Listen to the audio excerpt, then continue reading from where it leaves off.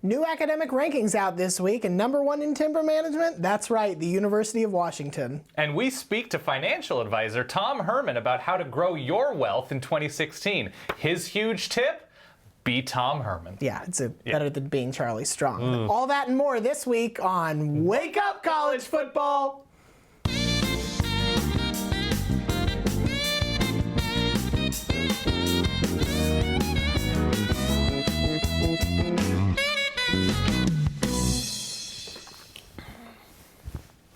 Hi. That's it? Hi. That's it? Yeah. I miss a whole week, and all you have for me is hi. Hi. Welcome back. Thank you. Rob Papa. I'm sporting my lazy, haggard dad beard. Oh, man. This is terrible, and I'm sorry for it. It really does. Man. I mean, it's not Michigan State That's bad. brutal. It's not Michigan State bad. You know what it is? Oh, I've got something for this. I just thought of it. It's Oregon secondary coverage. It's a little over here. Not a lot over there. Yeah, you have Definitely no confidence not over in here. it. You have no confidence in it, and you're not like, you don't look at it and say, oh, it's going to get better in a month. It's going to come in a little bit more full. Nope, it's going to be bad all year long.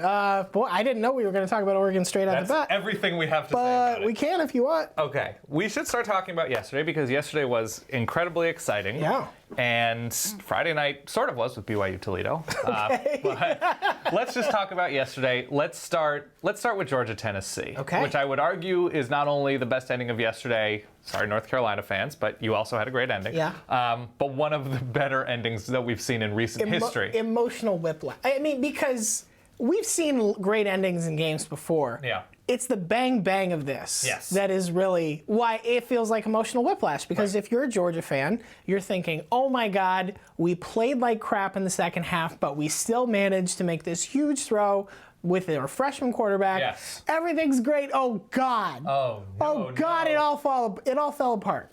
Yeah, and like the encouraging part about that too was Jacob Eason was escaping pressure. He was leading a last-minute drive. He threw just a ridiculous dive at the end of the game to the end zone from about 45 yards out. So it was all of these things. We have a team. We are going places. We're going in the right direction. Everything is finally coming together after a weird start. And then Tennessee just throws it up, and Juwan James comes down with it amidst a gaggle of Bulldogs? A gaggle. A gaggle of Bulldogs. That's the technical term. That's the term. So yes, that was an incredible, I think emotional whiplash is right. And for Tennessee to suffer like they suffered with 8 seconds left.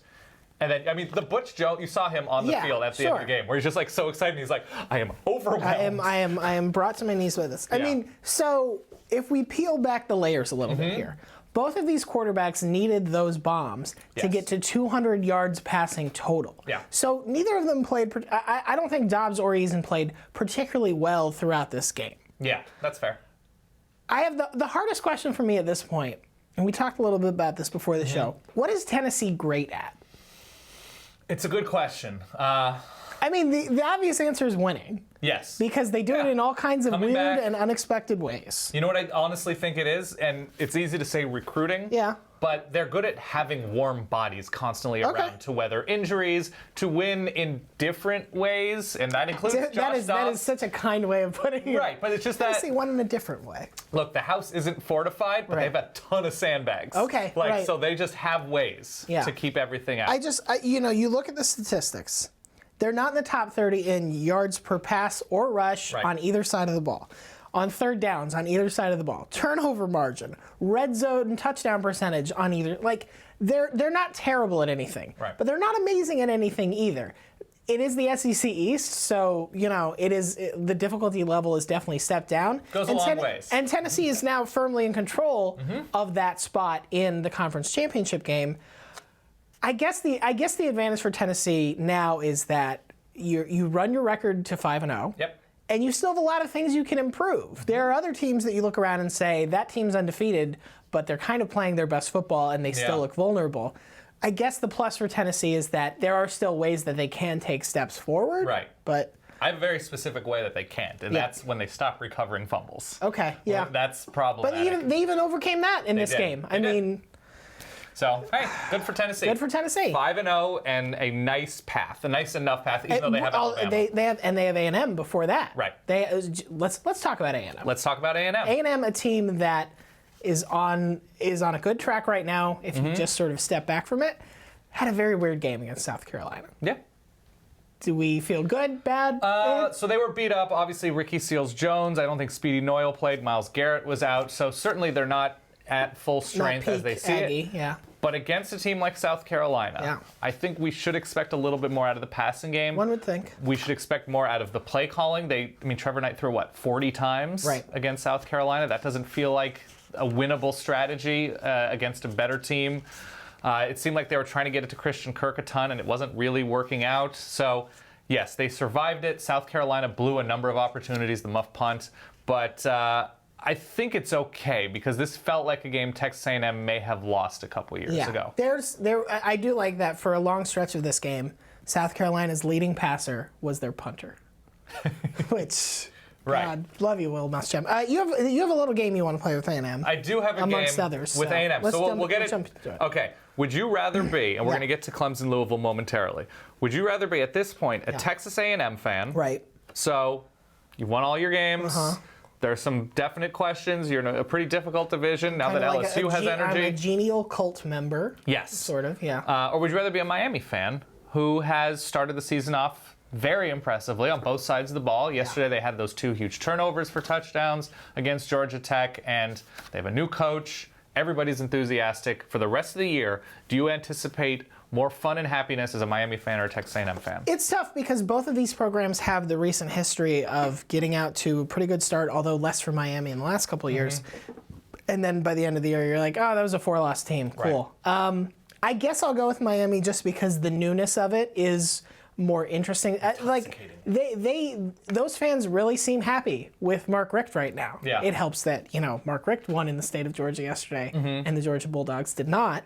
But what their defense has been able to do, and granted the competition across the board has not been the most impressive, but Miami looks like they know what they're doing. I think Texas A&M does too, but because the road ahead still has a number of landmines, I guess I'll go Miami. I would be more excited to be a Miami fan right now, especially leading into Florida State weekend, where we'll talk about that team in a little bit. But this is probably the best Miami fans have felt going into that rivalry game in I don't know how long. Simple to me. Miami's got a quarterback. Yeah. I'm not sure the Texas A&M does at this point to win in November. So that's where I'm going with that. Let's talk Clemson Louisville. We'll get back to this bracket.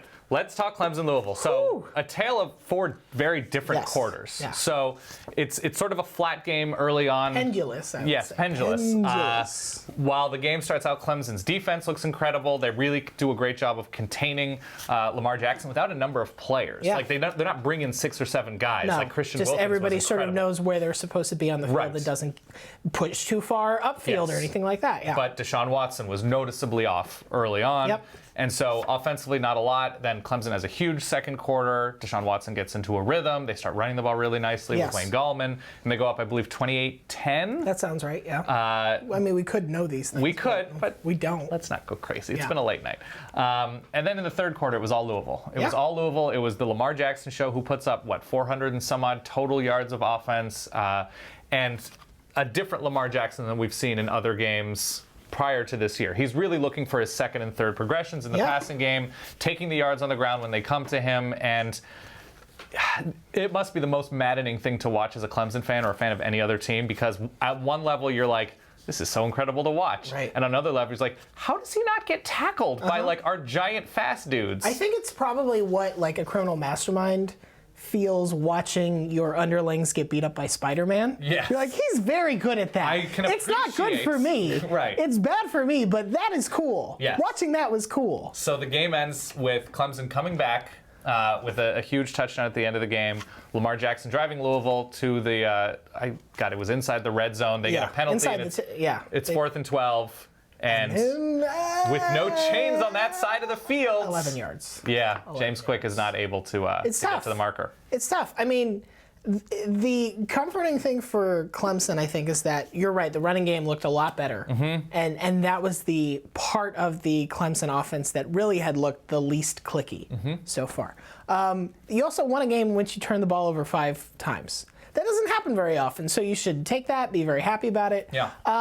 On the Louisville side of things, I still feel pretty good about Louisville as a team. Their ability. What I liked was, and this is kind of a weird criticism to have, but Louisville had not faced any sort of, okay, we played like crap for a half, we have to get our shit together and fix it. And they did.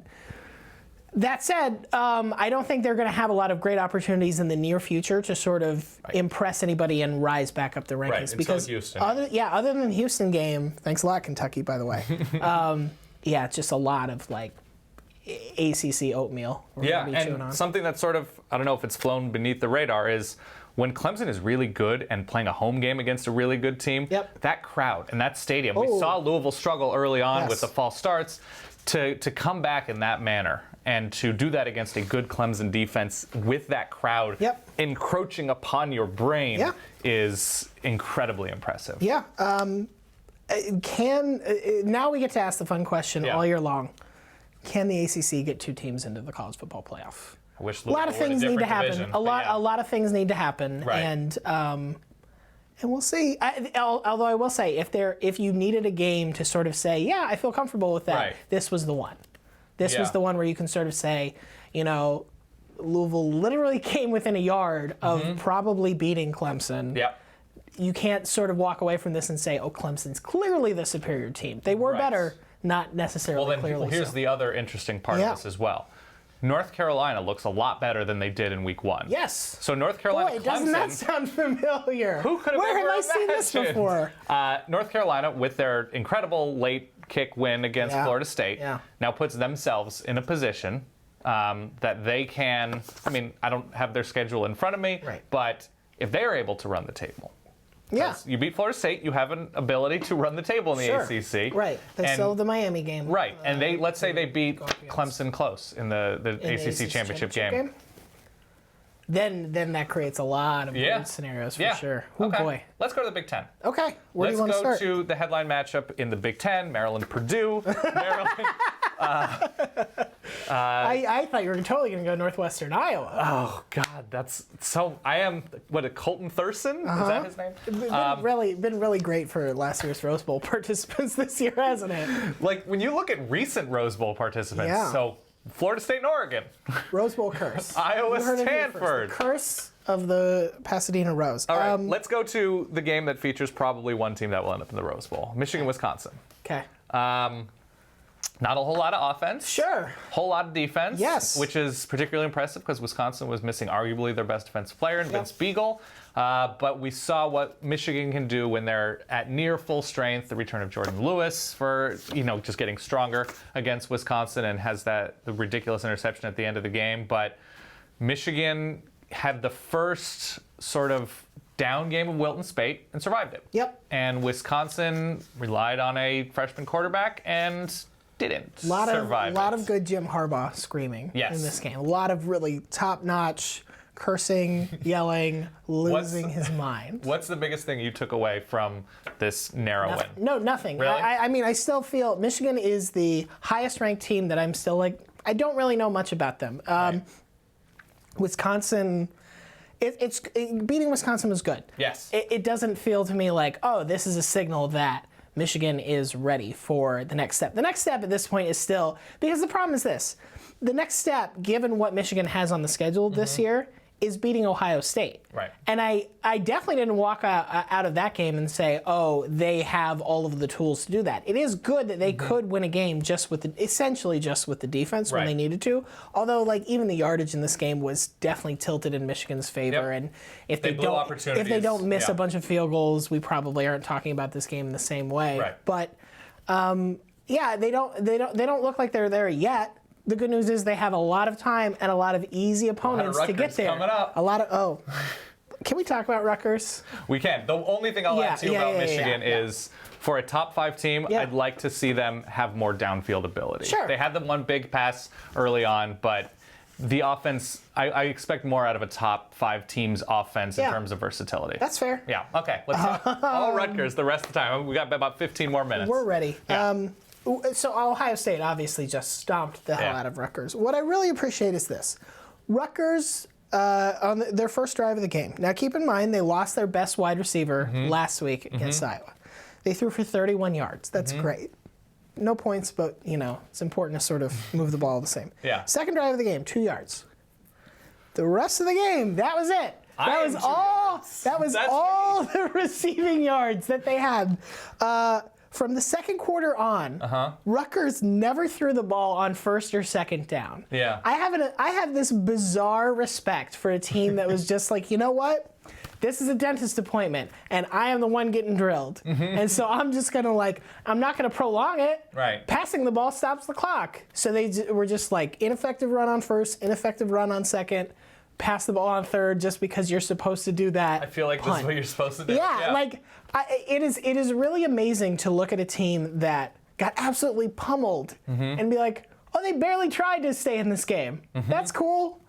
You know what? Rutgers, you saved everybody some time and effort, and I appreciate that. The difference between two now former Urban Meyer coordinators in Chris Ash and DJ Durkin in their first year in the Big Ten, early on, pretty stark. Pretty stark. Let's stay in the Big Ten just because a leaping penalty cost a pretty average Michigan State team. Oh, my God. I love everything that's happening with teams being so uncool to Notre Dame after they play Notre Dame. Sure, yeah. So Michigan State looking like kind of garbage after they beat Notre Dame. Texas looking like total garbage after they beat Duke, Virginia. Duke saying best win in years. Let's lose to UVA. It's almost like Notre Dame is a disease you can catch. That even after you beat them or lose to them, you're just it lives inside. I have all this Notre Dame on me. It's encompassing me like venom from Spider-Man. Breaking out in Irish. Okay, so Indiana comes back in an impressive way, and this is a story I don't think we should just gloss over. Okay. Indiana's. I want to talk. Can I say something? As an Oregon fan, I'd love to talk about teams with good offenses who have improved defenses. Yeah, okay. Indiana has a nice, even though they lose to Wake, which is not great, but it's better than doing it in recent years. Indiana is a little bit gutty. They come back to beat Michigan State, long drives. They get a couple defensive stops. They win in overtime on a weird penalty. And here they are at what? 3-1, 4-1? Do I have to care about this? You don't have to care about it. Okay. What do you take about this game from Michigan State? They're like kind of a coaching mishmash right now. You don't look at this team and say like, oh, that team really has it together and knows what they're. The end of the game, when they're on the goal line, ready to tie the game, and keep calling timeouts, which is just, in theory, leaving time on the clock for Indiana, need to score on 4th and goal I will say this. It was better than what Utah did at the end of the Cal game, which we can, we can't even do this justice because it combined Pac-12 referee total nonsense. Kyle Whittingham saying he didn't call a timeout. Absolute nonsense. And Utah managing to make Cal's defense look like a stone wall, which is impossible. They had so many chances from inside the 15, I think, just to score.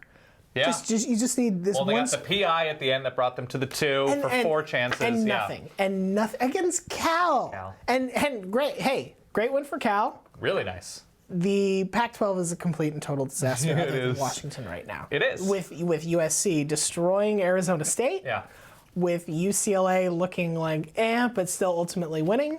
It's Washington and it's Colorado. That's the Pac-12. That's all that we care about. I mean, let's talk about Oregon. No, let's talk about Oregon. We have Oklahoma State, Texas. We've got Washington, Stanford. Why are we talking about Oregon before Washington murdering Stanford? Okay, we can talk about. I really like Washington. Yeah. And I say this as the internet's angriest, most aggressive Stanford fan. But because look, I think Stanford's the #1 team in the country, and because Washington beat them, they have to be #2. Yes. I think that only makes sense. That's how it works. Washington, 10 tackles for loss, 8 sacks, held Christian McCaffrey to 79 yards of offense, and only 17 touches, which is it's interesting when you can take, in theory, the most dynamic player on the field and just be like, he's irrelevant today. Have fun.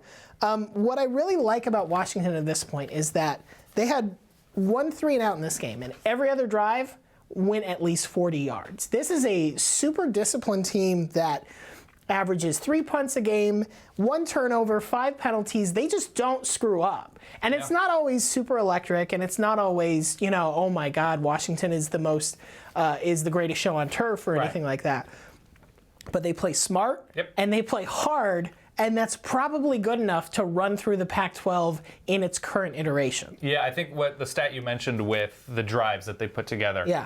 Washington has a really good defense. Yes. The thing that's better than a really good defense, clearly, and the gold standard, is a rested, really good defense. Yes, and one that one that rarely, if ever, has to deal with bad field position. Yep. If the other team's always starting at their own 30, then the defense can be like, yeah, we're going to come after you because what are we like trying to protect? Yeah, okay, great. You completed a 15-yard pass. Yep. We're still going to stop you. And it's a very nice schedule moving forward. At Cal and at Utah. How do you feel about the Oregon-Washington game next week? Well, I tweeted out last night that Oregon can send Washington the wrong address. Or maybe it's like, we changed the time. It's a 10:30 p.m. kick. Google, you thought it was p.m., it was a.m. Yeah. I don't feel, as an Oregon fan, I'm actually totally at peace. Okay. Because everything has been made clear. Now, if Dakota Prukop had the so-so games he had against Nebraska and Colorado, but connected on those late throws to bail them out and win those games, I'd be talking myself into Oregon as an underdog giving Washington a threat. Yep. But because Oregon let those teams hang around and beat them, because they looked just like total garbage last night late in Pullman, and Washington State looked really good after the bye week. I'm just like, well, yeah, Washington's going to blow out Oregon. I don't see a way unless, because Oregon brought in a true freshman quarterback in Justin Herbert late, who looked good against Wazoo's third-string defense. Short of him being a sort of Darren Thomas versus Boise State revelation in 2008 and just like, I'm just going to go for it. Right. Oregon does not have anywhere near a chance to continue the streak. Yeah. Would be. And I feel bad for Royce Freeman because he almost kept Oregon in that game single-handedly last night. And that would be the first time Oregon's lost 4 in a row since I believe 2006. Yeah. Which was a disaster year. Yeah. Well. So yeah, we can talk about Oregon for a long time. We won't. Shouldn't.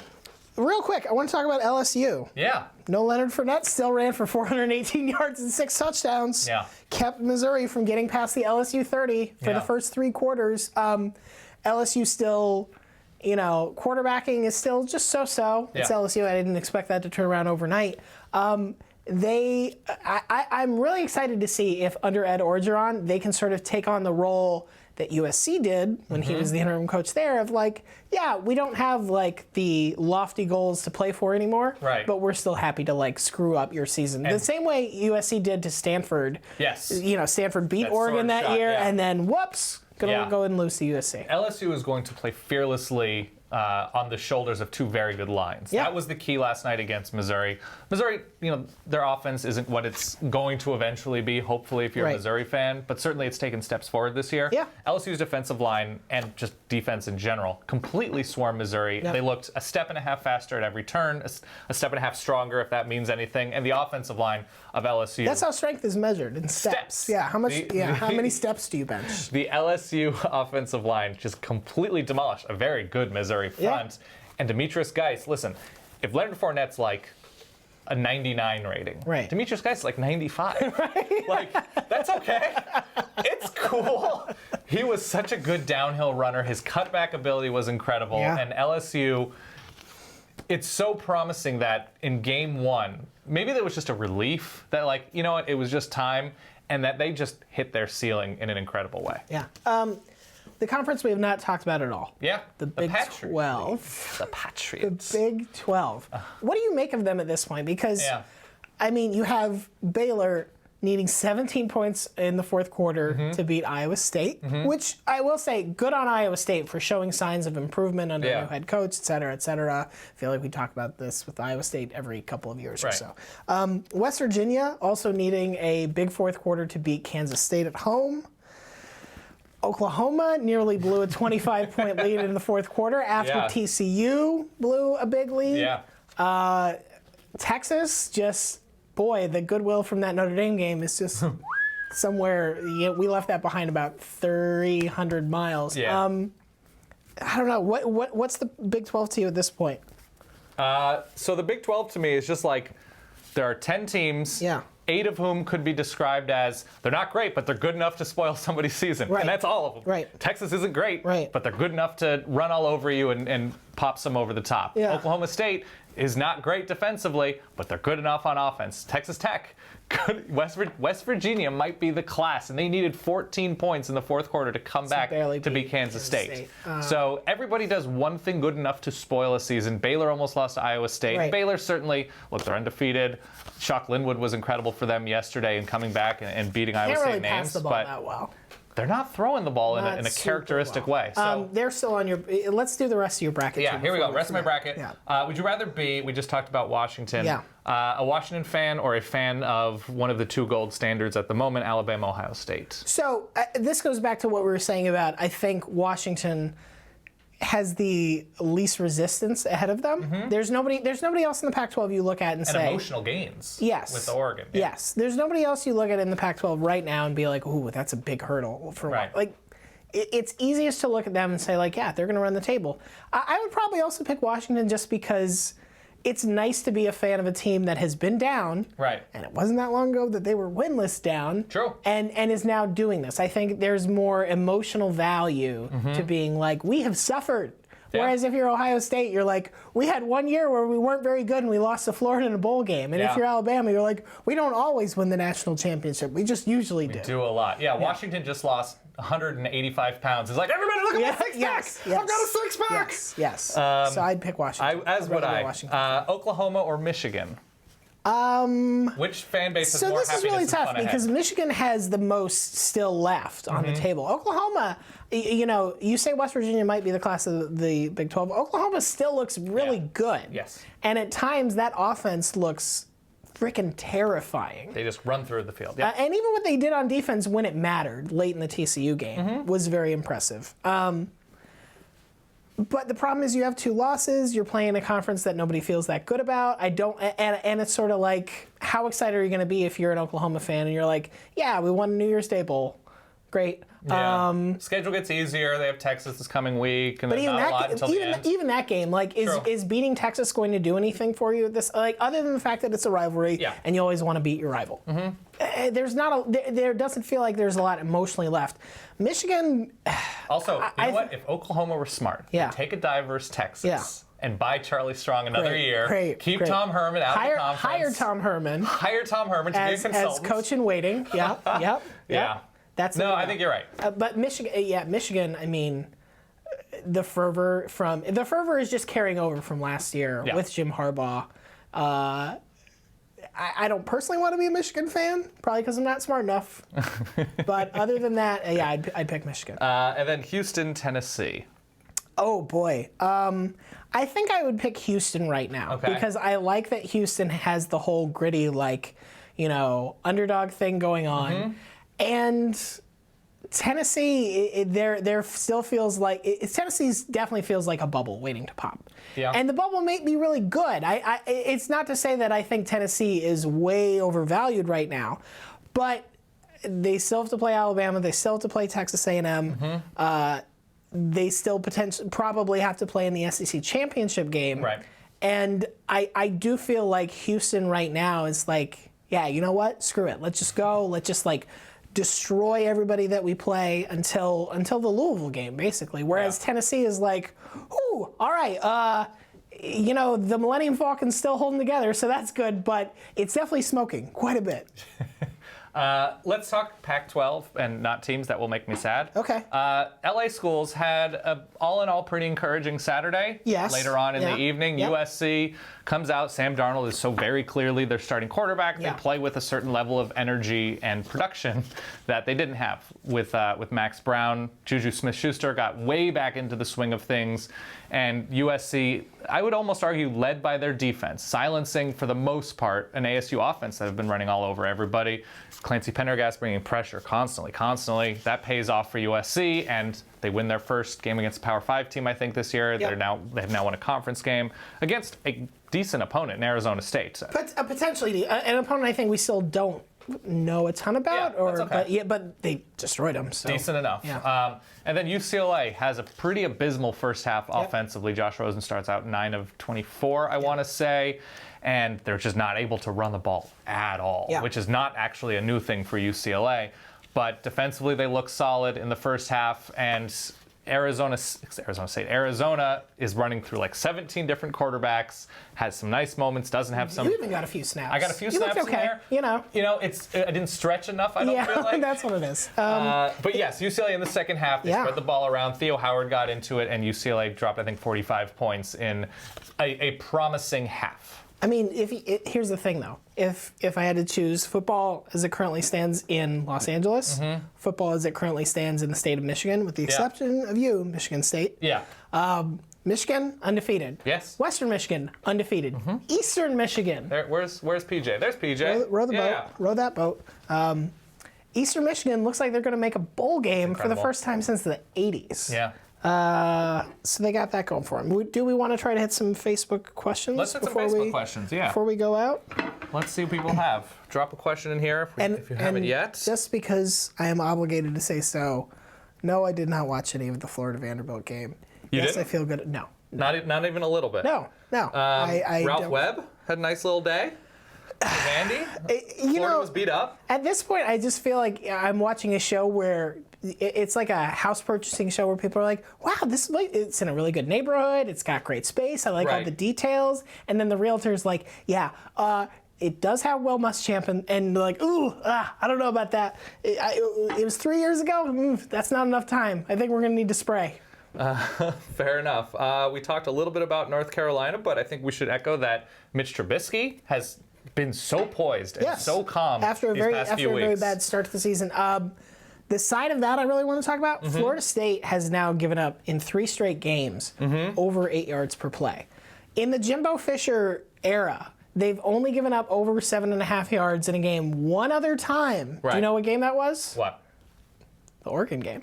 The Oregon national semifinal. So, something is very wrong with the Florida State defense now. Yeah, so it was the secondary looked lost. This is a talented, deep secondary. And obviously they're dealing with injuries. They're dealing with injuries. So it's understandable. But the defensive line generated almost no pressure against North Carolina. And just even this game where it was sort of like the offense, Florida State's offense sputtered for long portions, but then they were like, oh, right, we have Dalvin Cook. Right. And we have a capable quarterback. He's not necessarily as good as we thought he was based on the Ole Miss game in DeAndre Francois.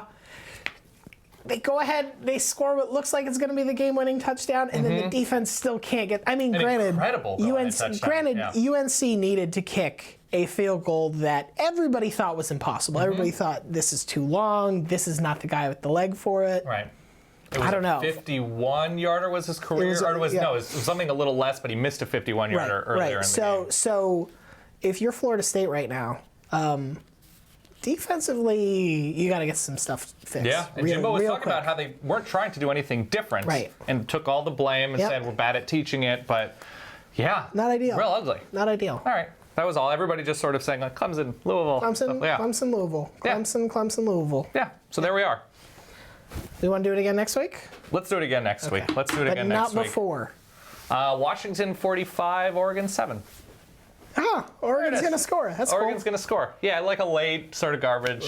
They'll cover. That'll be the backdoor cover. Sad touchdown. All right. Thank you, everybody, for watching. Be sure to listen to the Shutdown Fullcast, Ryan's podcast. Or the Solid Verbal. Yep. Dan's or Podcast Ain't Played Nobody. All sorts of podcasts coming out soon. Me and Bill have a feud going on. Oh, do you really? Yeah. Oh, I'm sorry to hear that. Cool.